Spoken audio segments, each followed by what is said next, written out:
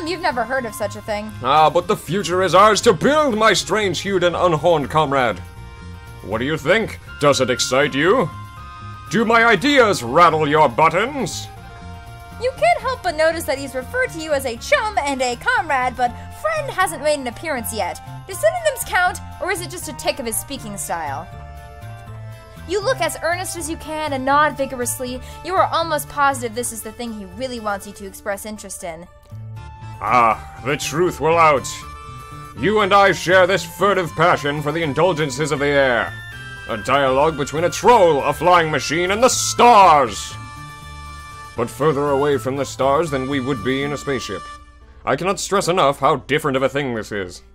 You can't decide between nodding and shaking your head here, so you furrow your brow and do your best to look thoughtful, like maybe you are contemplating the difference. This fellow's demeanor towards you is definitely shading to the more temperate climate zones.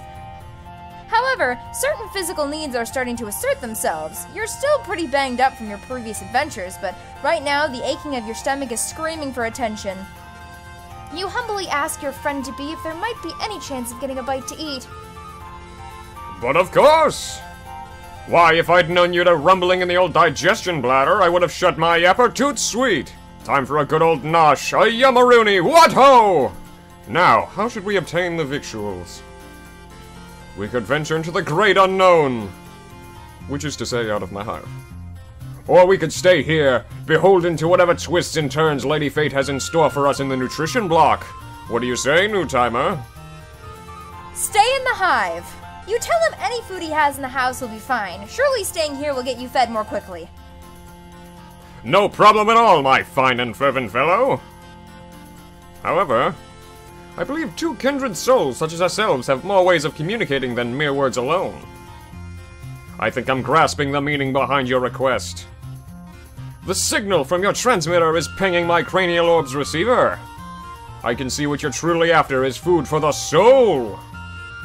You definitely meant food for the body. You look for an opening where you might gently correct your new buddy, but he seems to be working himself up to say a lot more things.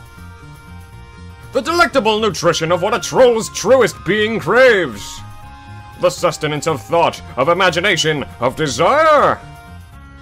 That which nourishes the self better than the finest grub noodles. Art, passion, science! You must have a hankering to see my flying machine design sketches. Despite your troubles, you can't help but think his enthusiasm is kind of sweet. You nod weakly.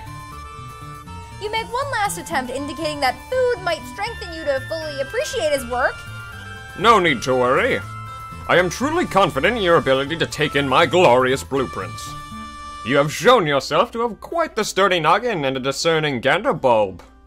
I would welcome your input.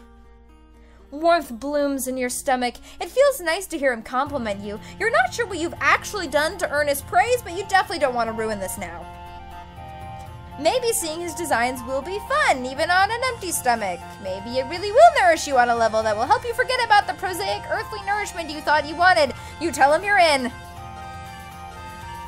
Not so fast. That which I am planning to reveal to you is what I keep closest to my torso pillar. It is not that I don't trust you, my footloose and on-free cohort. But I think I would like to trust you a little more before vivisecting myself, and displaying my bleeding organs before your penetrating gaze, which is a metaphor for exposing my portfolio. Might I trouble you to participate in a small trust trial? No problem, you tell him. Your bud insists you make yourself comfortable while he gets a few supplies. After a few minutes, he returns with a fistful of fabrics in different colors. Here's what's been bouncing around the old brain box of mine, buddy-o. I'm gonna tie this blindfold around your face. Then I'm going to give you some instructions. And you're going to try to locate the case where I keep my treasured sketches. If you can find it, gotta mean we trust each other deeply. Like two wings working in unison to achieve liftoff. If that's how wings work, I'm still figuring out the principles of the matter. What a romp! Are you up for it? It's too late to turn back now. And really, you don't want to. It's kind of a relief to have him tell you what you can do to earn his friendship in plain terms. Well, as plain as this guy's terms ever get. You give him a thumbs up. Now we're on the trolley! He quickly ties the fabric around your face. The time is upon us.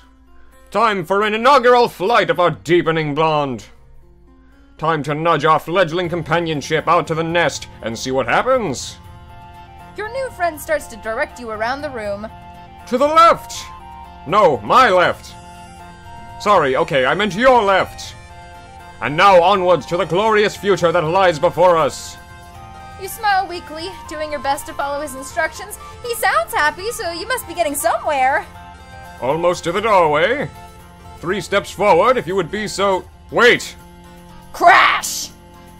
You stagger backwards from the impact. You hear yourself wheeze. The shock has totally knocked your lungs out of commission. Your chest jerks in tiny contractions as you gasp for air.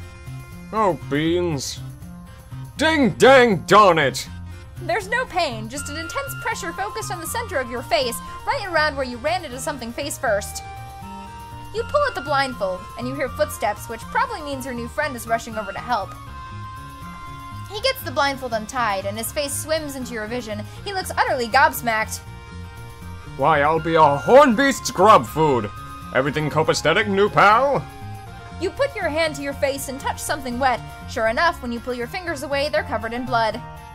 Your nose isn't gushing or anything, just sending out a couple rivulets to let you know it's having a bad day. It's not so bad. You tell your acquaintance this, but he doesn't look any less horrified. Shivering stratocumuli! All this time I've been testing you, to see if I could place the tender gift of trust in your declawed little hands. And here you've been bestowed upon me the greatest trust of all. Knowledge of your non-standard hematological attributes. I am truly honored. Flabbergasted! Absolutely pushed to the brink of rationality by such a display of faith. Never mind the trust trial, you deserve to see my sketches. Just wait here. Be back in 2 shakes of a baby bar beast's hindquarters. You sit down on the floor again, wiping the blood off your face. You are not going to question the stroke of luck you've been shown. Why, if you knew bleeding was the key to his affections all along, you could have encouraged some blood from the sites of your multiple injuries. But no matter, you sniff the last of the blood back up into your nostrils, tasting metal at the back of your throat. When your almost friend returns, he drops a big stack of papers onto your lap. You page through the designs. The first few are rudimentary, mostly variations on spaceships with little notes like how to make it not reach escape velocity, and less jet fuel, shape could be less aerodynamic. But as you keep going, the designs get pretty interesting. One seems to rely on some big rotating sails to achieve lift. Another shows a light frame body attached to 4 jointed wings. You briefly wonder what he plans to make the wings out of before you see the note stating that these are dragon wings. A follow-up scribble states, flapping mechanism? How to soften rigor mortis. But hang on. You take a closer look at the machine's frame. This guy's sketch is pretty detailed. The frame doesn't seem to be made of wood or aluminum as you expected, but smaller individual shapes lashed together with some kind of cord. Maybe it's just a macabre aesthetic, but you think it looks like bones? You look back at the other designs. Now that you look at it, the sails in this one have a texture that might be leather, or similar. The sketches themselves are picked out in a variety of colors, not dissimilar from some of the brand new blood colors you've discovered lately. Oh boy, you've been down this creepy alien road before. Using your lightest, most jocular tone, you question the bone shapes. You soften your words with a big, not freaked out smile. What's that? Well, I'm not a construction professional, you know. Gotta make use of what's available. Only called lowbloods and grubs, of course. Not an ounce of insurrectional spirit in this fellow over here. Fear not, unhorned one. These wacky cultural differences, you just misunderstood. You take refuge in your old standby of nodding and smiling. It's none of your business what body parts this fellow uses or doesn't use to make his Wright brothers' transformative fan works. Friends aren't for judging people's uses of corpses as construction materials anyway. You know, when you crash-landed on my planet, I had no idea what to think. Vikare, old boy, you've really shot the balls now, that's what I told myself. Telling an alien about your flying dreams? That's ruffled the kitty, and no doubt about it. But now that we're here, and you're having a looky-loo at my sketches, I'm thinking it might have been right for us to meet all along. Perhaps the work of a capricious Madam Destiny. Surely he's about to say that you are friends. You can almost taste those sweet friendship-affirming syllables coming from his mouth. You were just seconds away from that coveted F-word.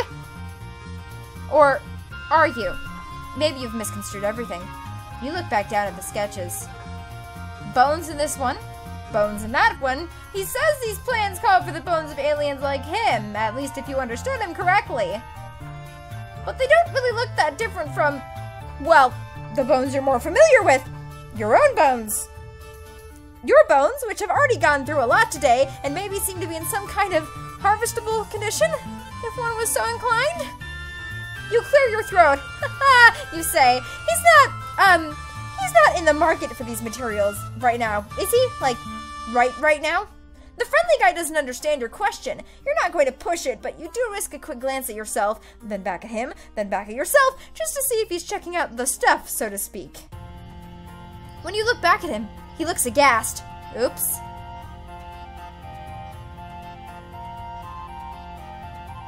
Heavens to biscuits! Is that what you think of me? You think I'm the type to start taking people's body parts all higgly-piggly? As if there aren't plenty of thoughtlessly discarded rib cages to work with. If that's the type of gent you're looking for in these parts, I'm afraid I'm not the type of aggressive heartthrob you're after. We can't all be the macho, bloodthirsty romantic hero type. Ready to whip out our organ harvesting tools at a moment's notice?